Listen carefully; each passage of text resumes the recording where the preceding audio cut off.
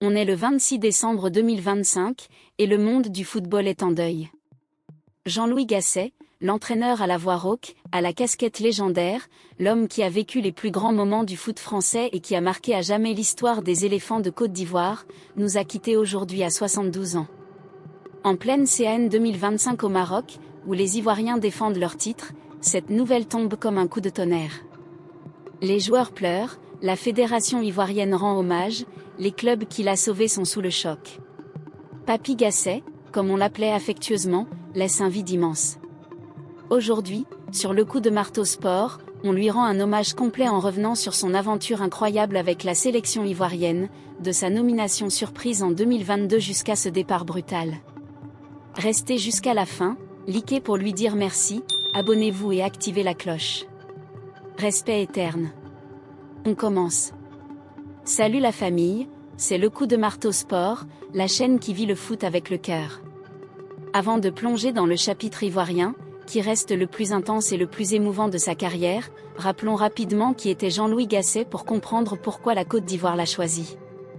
Né le 9 décembre 1953 à Montpellier, Jean-Louis est le fils de Bernard Gasset, cofondateur du Montpellier HSC avec le légendaire Louis Nicolin. Le foot, c'est dans le sang. Formé à l'AS Béziers, il débute pro en D2 en 1974 avant de rejoindre Montpellier en 1975, alors en division d'honneur le 4e niveau national.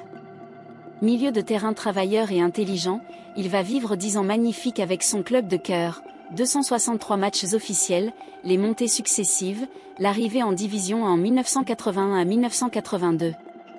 Il raccroche les crampons en 1985, mais reste au club comme adjoint de 1985 à 1998. Une petite pige express à l'OM en 1994 avec Gérard Gilly, mais les finances marseillaises bloquent tout.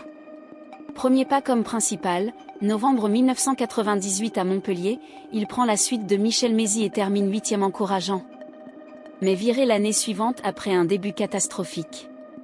Il sauve Caen du relégation en 2000 à 2001, 17e en L2, puis devient adjoint de Luis Fernandez au PSG et à l'Espagnol Barcelone, où ils évitent la descente. Le grand tournant arrive en 2007, il retrouve Laurent Blanc, qu'il avait côtoyé comme joueur à Montpellier. Le duo explose à Bordeaux, 2e place en 2007 à 2008, puis triplé historique en 2008 à 2009, championnat, Coupe de la Ligue, Trophée des champions. Ensuite, les Bleus post-Knisna, 2010 à 2012, puis PSG Qatari de 2013 à 2016, 3 triplés nationaux consécutifs, Coupe de France en plus, mais quart de LDC maximum. Blanc et Gasset, c'est 73% de victoires au PSG record historique. Seul, sauvetage de Montpellier en 2017, miracle à Saint-Étienne avec une 4e place en 2019, il annonce retraite à 65 ans, Bordeaux 2020, 12e puis licencié, intérim magique à l'OM en 2024, 5 victoires d'entrée record, demi-finale Europa. Et dernier retour à Montpellier en octobre 2024 jusqu'à la séparation d'un commun accord en avril 2025 après une saison très compliquée, seulement 3 victoires en 20 matchs. Gasset, c'était le pompier ultime, l'homme calme qui rétablissait l'ordre dans le chaos. Humble, direct, aimé des joueurs. Zlatan disait de lui, un type fantastique. Mais en 2022, il accepte le défi le plus fou, devenir sélectionneur de la Côte d'Ivoire. 20 mai 2022, la Fédération ivoirienne de football, FIF, annonce Jean-Louis Gasset comme nouveau sélectionneur, en remplacement de Patrice Baumel. À 68 ans, il sort de sa retraite annoncée pour un challenge qu'il avait lui-même évoqué en 2020, une académie ou une sélection africaine. Pourquoi lui ? La Côte d'Ivoire veut un coach expérimenté, capable de gérer la pression énorme d'une CAN organisée à domicile en janvier 2024. Gasset arrive avec son adjoint fidèle Guilain Printemps. Il déclare « C'est une mission passion, l'Afrique me fait vibrer ». Dès son arrivée, il impose sa philosophie, union sacrée, travail tactique rigoureux, réhabilitation des joueurs écartés. Il rappelle des cadres comme Sébastien Haller, qui lutte contre un cancer à l'époque, Franck Kessié, Wilfried Zaha. Il teste les jeunes, construit un groupe équilibré. Les qualifications se passent bien, les éléphants dominent leur groupe et valident leurs billets, ils sont qualifiés d'office comme hôtes, mais jouent les matchs pour la préparation. L'excitation monte en Côte d'Ivoire, stade neuf, public en feu, favori potentiel avec une génération dorée. Gasset devient vite Papy Gasset pour les supporters, sa casquette, son accent du sud, sa tranquillité rassure. Il répète, on joue pour le peuple ivoirien. Janvier 2024, la CAN démarre à Abidjan et dans tout le pays. Les éléphants débutent bien, victoire 2-0 contre la Guinée-Bissau. Tout semble parfait. Mais le deuxième match contre le Nigeria tourne mal, défaite 1-0. La pression monte. Et là, le troisième match, humiliation totale, 4-0 contre la Guinée équatoriale, pire défaite de l'histoire des éléphants en CAN. Le pays est en état de choc, les réseaux s'enflamment, les joueurs sont accusés de manque de motivation. La Côte d'Ivoire termine troisième de son groupe avec 3 points seulement et risque l'élimination dès les phases de poule à domicile, scénario catastrophe. Le 22 janvier 2024, Gasset prend une décision forte, il démissionne en pleine compétition. Il explique, « Je prends mes responsabilités. L'équipe a besoin d'un nouveau souffle.